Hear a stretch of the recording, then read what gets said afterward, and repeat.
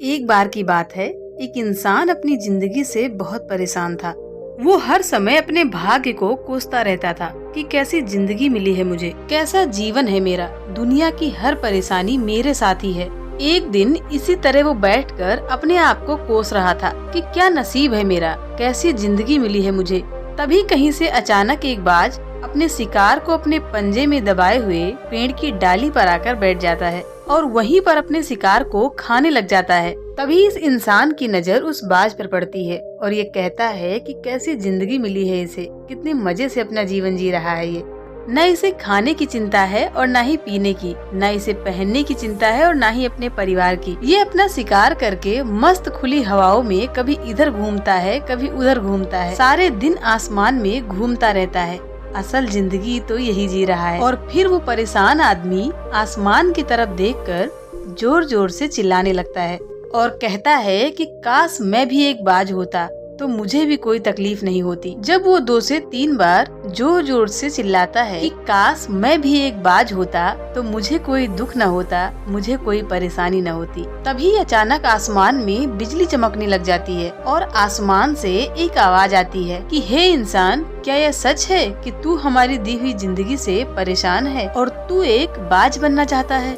इस आकाशवाणी को सुनकर ये इंसान हैरान रह जाता है और आसमान की तरफ देखते हुए कहता है कि हाँ, मैं अपनी जिंदगी से बहुत परेशान हूँ क्योंकि दुनिया का सारा दुख मुझे ही आकर घेरता है, दुनिया की हर परेशानी मेरे साथ ही है। आसमान से फिर आवाज आती है कि हे इंसान, तू एक बार ठंडे दिमाग से फिर सोच ले। हमने तुझे बहुत प्यारी जिंदगी दी है, लेकिन अगर तू इस जिंदगी से परेशान है तो हम तुझे बाज बना देंगे।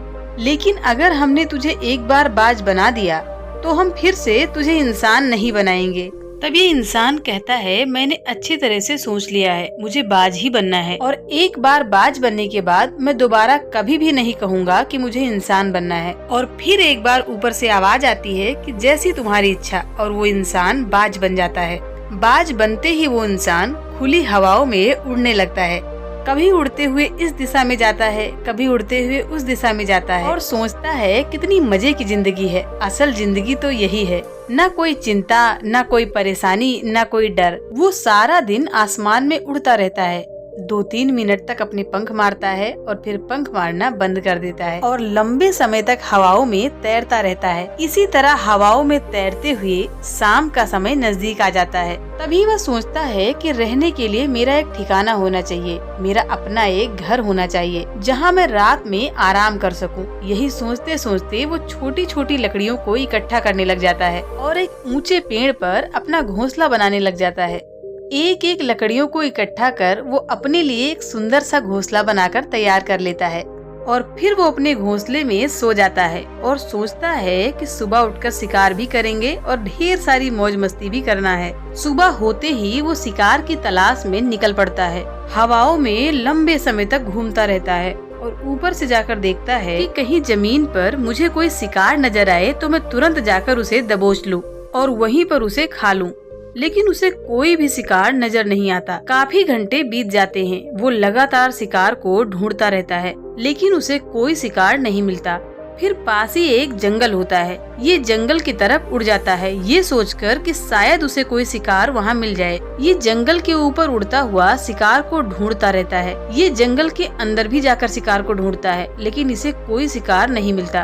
तभी शाम का समय नजदीक आ जाता है और ये मायूस होकर अपने घोंसले की तरफ वापस लौट रहा होता है। तभी रास्ते में ये थक कर एक पेड़ की डाल पर बैठ जाता है। जब ये उस डाली पर बैठा होता है तब इसकी नजर एक बीमार चिड़िया पर पड़ती है जो कि एक घायल अवस्था में होती है। ये तुरंत वहाँ उड़कर उस चिड़िया को दबोच लेता है और उस चिड़िया को खा जाता है। चिड़िया को खाने के बाद वो अपने घोंसले की तरफ उड़ जाता है और रास्ते में सोचता है कि चलो बीमार चिड़िया ही सही, पर कुछ खाने को तो मिला। वो अपने घोंसले पर पहुंचकर आराम करने लगता है और सोचता है सुबह उठकर सबसे पहले एक शिकार पकड़ूंगा और अपनी भूख को शांत करूंगा। सुबह जैसे ही प्रकाश होता है ये शिकार के लिए निकल पड़ता है। ये हवा में उड़ता रहता है लेकिन कोई शिकार इसे नजर नहीं आता। ये और ऊपर अपनी उड़ान को भरता है और वहाँ से अपनी तेज नजरों से शिकार को ढूंढता है, लेकिन इसे कोई शिकार नजर नहीं आता। ये फिर से उस पास के जंगल की तरफ जाता है, लेकिन उसे वहाँ भी कोई शिकार नहीं मिलता।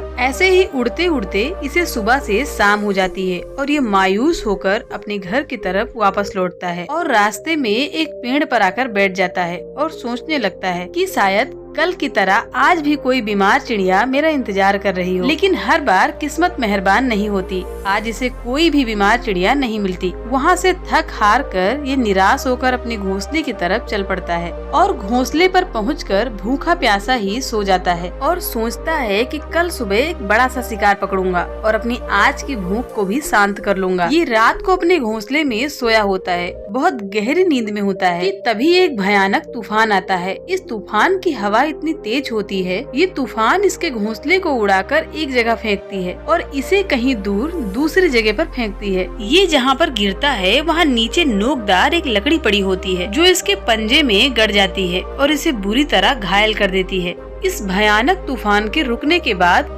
जोरों की बारिश शुरू हो जाती है। ये किसी तरह खुद को बचाते हुए एक पेड़ के नीचे छिपकर बैठा रहता है। बड़ी मुश्किल से इसकी रात कटती है। जब सुबह होती है तब बारिश थम जाती है। बारिश के रुकते ही चारों तरफ खुशियाँ छा जाती हैं। चारों तरफ हरियाली छा जाती है। नदियाँ और झरने तेजी से बहने लगते हैं। सब कुछ एक बार फिर से पहले जैसा हो जाता है। लेकिन ये बाज अब पहले जैसा नहीं रहा। इसका पैर बुरी तरह से जख्मी हो जाता है। इसके पंजे में जो लकड़ी लगी थी उसके कारण इसका पंजा बुरी तरह से जख्मी हो गया है। और दोस्तों, मैं एक बात आपको बता दूं कि बाज का जो पंजा होता है वो उसके शिकार को पकड़ने के लिए सबसे जरूरी होता है, क्योंकि बाज अपने पंजों से ही अपने शिकार को दबोचता है और फिर उसे अपने चोंच से नोच नोच कर खाता है। लेकिन अब इस बाज का पंजा बुरी तरह से घायल हो चुका था और वो पिछले कई दिनों से भूखा भी था। ये अपने शिकार के लिए थोड़ा सा उड़ता है कि फिर शायद कोई बीमार चिड़िया इसे मिल जाए, लेकिन कहाँ इसे कोई बार बार बीमार चिड़िया मिलने वाली थी। ये थोड़ी देर तक उड़ता है, लेकिन भूख के कारण ये थक हार कर वापस आकर एक पेड़ की डाली पर बैठ जाता है। वो पेड़ की डाली पर तो आकर बैठ जाता है, लेकिन उसे नहीं पता था कि यहाँ एक और मुसीबत उसका इंतजार कर रही है। और वो मुसीबत ये थी कि 8-10 कौवों का झुंड मिलकर इसे परेशान करने लग जाता है। इसके